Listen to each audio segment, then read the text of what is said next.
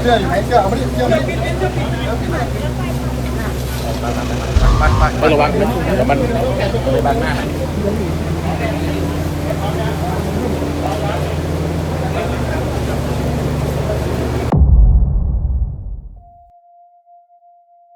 Durante décadas, una simple amenaza bastaba para asustar a miles de niños en Tailandia. Los padres les advertían que se portaran bien o Siu Wei vendría por ellos. Su nombre terminó convirtiéndose en una leyenda del horror, asociado al secuestro de menores, asesinatos brutales y una de las historias de supuesto canibalismo más conocidas de Asia. Sin embargo, detrás del mito existe una realidad mucho más compleja, una historia donde los hechos comprobados, los rumores y las dudas históricas se mezclan hasta el punto de que, más de medio siglo después de su muerte, todavía resulta difícil determinar quién fue realmente Siu Saeun. Siu Wei nació en China bajo el nombre de Wang Liu y durante una época extremadamente difícil para el país. Los registros sobre sus primeros años son escasos, pero se sabe que creció en un entorno humilde marcado por la pobreza y la inestabilidad. Como millones de personas de aquella generación, vivió en una época de conflictos, crisis económicas y profundas transformaciones sociales. Poco se conoce con certeza sobre su infancia, sus relaciones familiares o los acontecimientos que marcaron sus primeros años, pero los documentos disponibles coinciden en que provenía de un origen modesto y que no contaba con recursos importantes. Después de la Segunda Guerra Mundial, decidió abandonar China y buscar una nueva oportunidad en Tailandia. Llegó al país en 1946, formando parte de una gran ola migratoria china. Su situación estaba lejos de ser privilegiada. No tenía estudios destacados, carecía de conexiones importantes y apenas dominaba el idioma tailandés. Durante años sobrevivió realizando trabajos temporales como agricultor, jardinero y jornalero, desplazándose entre distintas zonas rurales en busca de empleo. Quienes lo conocieron lo describían como un hombre reservado, silencioso y solitario, características que más adelante influirían en la forma en que la sociedad lo percibiría. Durante varios años no existen registros públicos que lo relacionen con delitos graves. Sin embargo, en la década de 1950 comenzaron a producirse una serie de asesinatos infantiles que sembraron el miedo en distintas regiones de Tailandia. Algunos de los cuerpos aparecieron con mutilaciones y rápidamente comenzaron a circular rumores aterradores.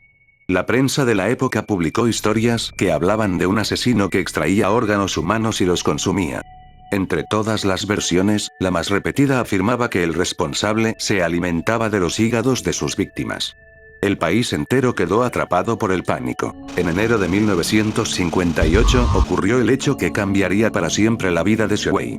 Un niño desapareció en la provincia de Rayong y poco después varios habitantes descubrieron una escena que provocó conmoción. Según los informes de la época, encontraron a Siu Wei intentando quemar el cadáver de un menor en una zona aislada. Las autoridades llegaron al lugar y procedieron a su arresto. El caso generó una enorme atención mediática y rápidamente comenzó a relacionarse con otros asesinatos infantiles que permanecían sin resolver. Durante los interrogatorios posteriores, las autoridades afirmaron que Siu Wei confesó varios crímenes. Los periódicos no tardaron en convertirlo en el rostro del mal absoluto.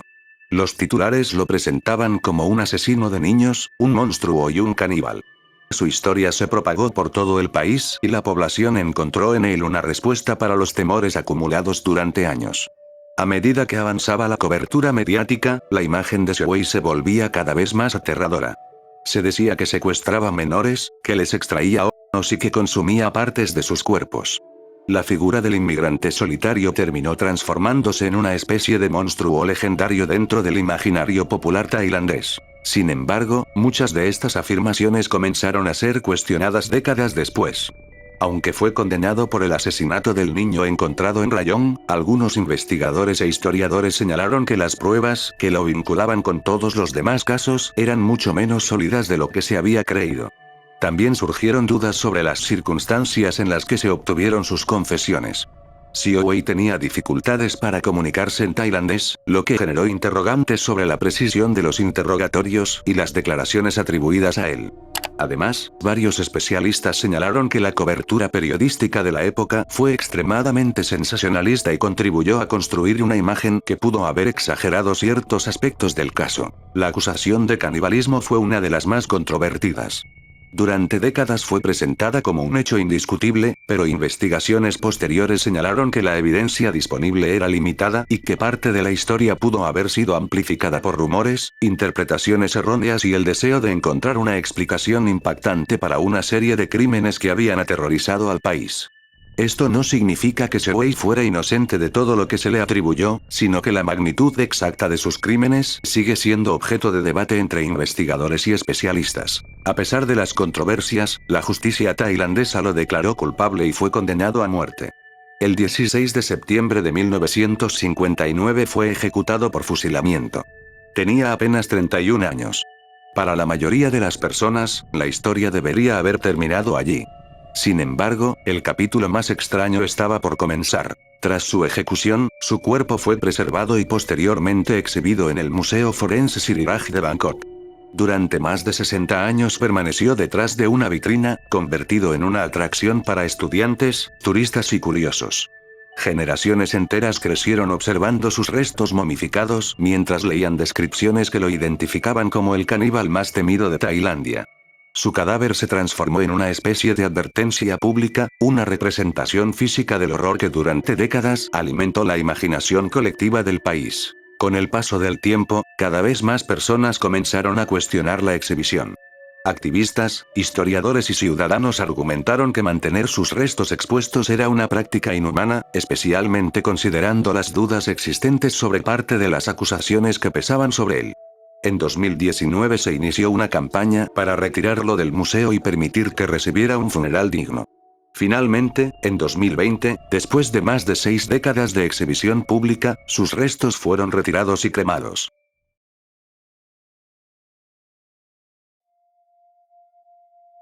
A principios de la década de 2000, Tailandia vivía un período de crecimiento económico y estabilidad relativa. Las grandes ciudades estaban llenas de turistas, trabajadores y viajeros que se desplazaban constantemente entre provincias. En medio de aquella aparente normalidad, nadie imaginaba que un hombre que llevaba años entrando y saliendo de prisión estaba a punto de convertirse en uno de los asesinos en serie más notorios del país. Su nombre era Somkit Phumpham, aunque con el tiempo la prensa terminaría bautizándolo con un apodo inquietante: Kid the Ripper. Mucho antes de que los periódicos publicaran su rostro en portadas de todo el país, Somkit había crecido en un entorno humilde dentro de la provincia de Nakhon Ratchasima, en el noreste de Tailandia. Los detalles sobre su infancia son limitados, algo común en muchos casos criminales de la región, pero los registros muestran que desde joven tuvo problemas para adaptarse a las normas sociales y comenzó a desarrollar un largo historial delictivo. Durante años acumuló antecedentes relacionados con robos y otros delitos menores, entrando y saliendo del sistema penitenciario de forma constante. Para las autoridades, Somkit era simplemente otro delincuente reincidente. Sin embargo, detrás de esa apariencia común existía una personalidad manipuladora que con el tiempo aprendería a utilizar el encanto, la confianza y la apariencia de normalidad como herramientas para acercarse a sus futuras víctimas. A comienzos de 2005 inició la etapa más oscura de su vida criminal. Durante varios meses recorrió distintas zonas de Tailandia buscando mujeres que trabajaban como masajistas, empleadas de salones de belleza o en establecimientos relacionados con servicios de bienestar.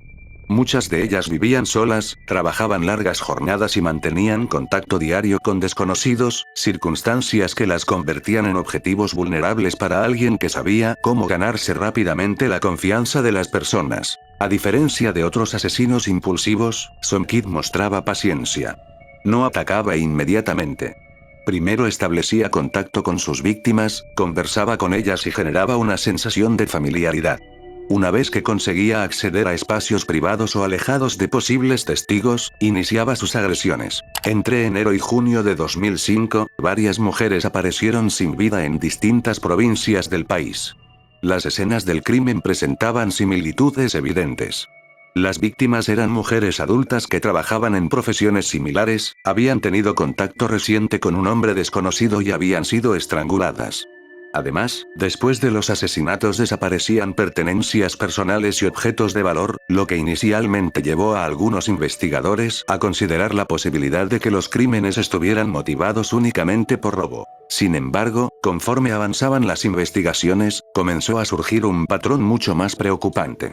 Las víctimas no habían sido elegidas al azar. Todas compartían características similares y todas habían tenido contacto con un hombre que utilizaba diferentes identidades para ocultar su verdadero pasado. Lo que parecía una serie de homicidios aislados empezó a transformarse en una posible cadena de asesinatos seriales. Mientras la policía intentaba conectar los casos, Somkid continuó moviéndose por distintas regiones del país. Su experiencia previa como delincuente le permitía evitar errores evidentes y mantenerse un paso por delante de los investigadores. Cambiaba constantemente de ubicación, utilizaba nombres falsos y procuraba no permanecer demasiado tiempo en un mismo lugar. Finalmente, la acumulación de pruebas permitió a las autoridades identificarlo como principal sospechoso. Cuando fue arrestado, los investigadores descubrieron que detrás de su apariencia tranquila se escondía un hombre con un extenso historial criminal.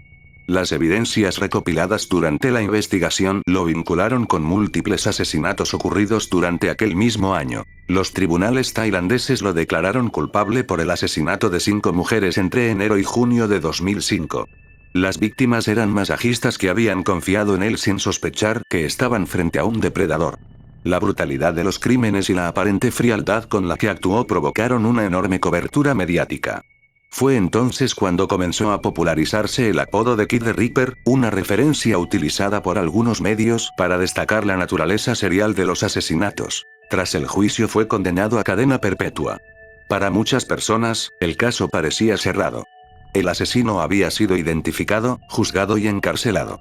Sin embargo, años después ocurriría algo que volvería a colocar su nombre en los titulares nacionales. En 2019, después de pasar más de una década en prisión, Somkid obtuvo la libertad anticipada debido a disposiciones legales relacionadas con reducciones de condena. La noticia provocó preocupación inmediata entre familiares de víctimas y ciudadanos que recordaban perfectamente los crímenes cometidos en 2005. Muchos consideraban que un hombre condenado por múltiples asesinatos nunca debió recuperar la libertad. Los temores resultaron fundados. Pocos meses después de abandonar la prisión, una mujer apareció sin vida en circunstancias que recordaban inquietantemente a los crímenes por los que Somkid se había vuelto conocido años atrás. Las autoridades iniciaron una búsqueda nacional mientras miles de personas seguían el caso a través de la televisión y las redes sociales. La persecución terminó cuando fue localizado y detenido nuevamente. El arresto provocó indignación pública y abrió un intenso debate sobre las políticas de reducción de condenas para criminales violentos. Para muchos ciudadanos, la liberación de Somkid había demostrado los riesgos de permitir que asesinos condenados recuperaran la libertad. Durante años, Sarara Ramsiwuthaporn llevó una vida que, desde el exterior, parecía completamente normal. Era una mujer tailandesa, madre de familia y persona aparentemente integrada en la sociedad. Nada en su apariencia hacía pensar que algún día sería señalada como responsable de una de las cadenas de asesinatos más impactantes que Tailandia había visto en décadas. Sin embargo, detrás de esa fachada cotidiana se estaba desarrollando una historia que terminaría conmocionando a todo el país y que haría que la prensa la bautizara con un nombre que pronto aparecería en todos los titulares: Am Sayanid. Sarara nació en 1987 y creció en Tailandia. Los detalles de su infancia y juventud no son tan conocidos como los de algunos asesinos históricos, pero las investigaciones posteriores revelarían que, en la adultez, mantenía una vida marcada por problemas financieros cada vez más graves. Con el tiempo comenzó a acumular deudas y, según los investigadores, desarrolló una dependencia al juego que la llevó a mover enormes cantidades de dinero a través de múltiples cuentas bancarias. Las autoridades afirmaron que llegó a apostar sumas extraordinarias de dinero mientras sus problemas económicos seguían creciendo. Lo verdaderamente inquietante es que, según la investigación policial, las personas que terminarían convirtiéndose en sus presuntas víctimas no eran desconocidos elegidos al azar. Eran amigos, conocidos, exparejas, personas que le habían prestado dinero o individuos con quienes mantenía algún tipo de relación de confianza. Esa característica se repetiría una y otra vez a lo largo de los años y sería una de las razones por las que logró evitar sospechas durante tanto tiempo. Las autoridades creen que la serie de envenenamientos comenzó alrededor de 2015. En distintos puntos del país empezaron a producirse muertes que, en aquel momento, parecían casos aislados. Las víctimas enfermaban repentinamente, sufrían un rápido deterioro físico y fallecían antes de que familiares o médicos comprendieran lo que estaba ocurriendo. En muchos de los casos no existían señales evidentes de violencia. No había heridas de arma blanca, disparos ni indicios de una agresión física tradicional. Todo parecía apuntar a causas naturales o enfermedades repentinas. Esa ausencia de señales visibles fue una de las razones por las que los casos permanecieron sin conexión durante años. Mientras familiares lloraban a sus seres queridos y las investigaciones terminaban sin respuestas definitivas, la supuesta responsable continuaba llevando una vida aparentemente normal. Según los investigadores, cada muerte le permitía obtener algo a cambio. En algunos casos desaparecían pertenencias, dinero o bienes de valor. En otros, las víctimas eran personas a quienes supuestamente debía dinero y cuya desaparición eliminaba presiones económicas sobre ella. El patrón comenzó a derrumbarse en abril de 2023. Una mujer llamada Siri Porncanwon viajó junto a Sararat para participar en una actividad religiosa en la provincia de Ratchaburi. Durante el viaje compartieron comida y tiempo juntas como lo habían hecho otras veces. Sin embargo, poco después Siri Porn comenzó a sentirse mal de forma repentina. Colapsó frente a varias personas y murió en circunstancias que llamaron la atención de sus familiares. Aquella muerte, que inicialmente parecía otra tragedia inexplicable, terminó convirtiéndose en el error que desmoronó años de presuntos crímenes ocultos. Cuando las autoridades revisaron el caso descubrieron rastros de cianuro. A medida que profundizaban en la investigación, comenzaron a surgir conexiones con otras muertes ocurridas años atrás. Lo que encontraron fue tan alarmante que rápidamente se formó un equipo especial para revisar expedientes antiguos distribuidos en distintas provincias del país. Los investigadores entrevistaron a cientos de testigos y analizaron decenas de miles de documentos buscando un patrón común entre personas que aparentemente no tenían relación entre sí. Poco a poco empezó a aparecer un nombre repetido una y otra vez en los expedientes: Sarara Ramsiutaporn. La investigación reveló que muchas de las víctimas habían mantenido contacto directo con ella poco antes de morir. Algunas le habían prestado dinero. Otras participaban en negocios, inversiones o acuerdos económicos con ella. Varias eran personas de su círculo de confianza. Según las autoridades, las coincidencias eran demasiadas para ser ignoradas. Los análisis forenses encontraron indicios de cianuro en varios elementos relacionados con la investigación. También aparecieron rastros del veneno en objetos vinculados a la sospechosa. A medida que se acumulaban las pruebas, el caso comenzó a ser descrito por algunos investigadores como uno de los más grandes y complejos en la historia criminal moderna de Tailandia. Lo que más aterrorizó a la opinión pública fue el presunto modus operandi. Según la investigación, Sarara no necesitaba perseguir a sus víctimas ni utilizar violencia física. Bastaba con compartir una bebida, una comida o algún producto de consumo con personas que confiaban plenamente en ella. Mientras otros asesinos dejan escenas sangrientas que generan sospechas inmediatas, el veneno permitía que muchas muertes parecieran naturales o accidentales. Esa característica habría permitido que los casos permanecieran ocultos durante años. En abril de 2023 finalmente fue arrestada. Conforme avanzó la investigación, los fiscales acumularon decenas de cargos relacionados con homicidio premeditado, fraude, robo y otros delitos. La magnitud del caso fue tan extraordinaria que varios funcionarios lo describieron como uno de los más importantes en la historia del país. Las autoridades terminaron vinculándola con 14 muertes y un intento de asesinato adicional, aunque la investigación revisó un número aún mayor de fallecimientos sospechosos. El caso siguió avanzando en los tribunales durante los años siguientes.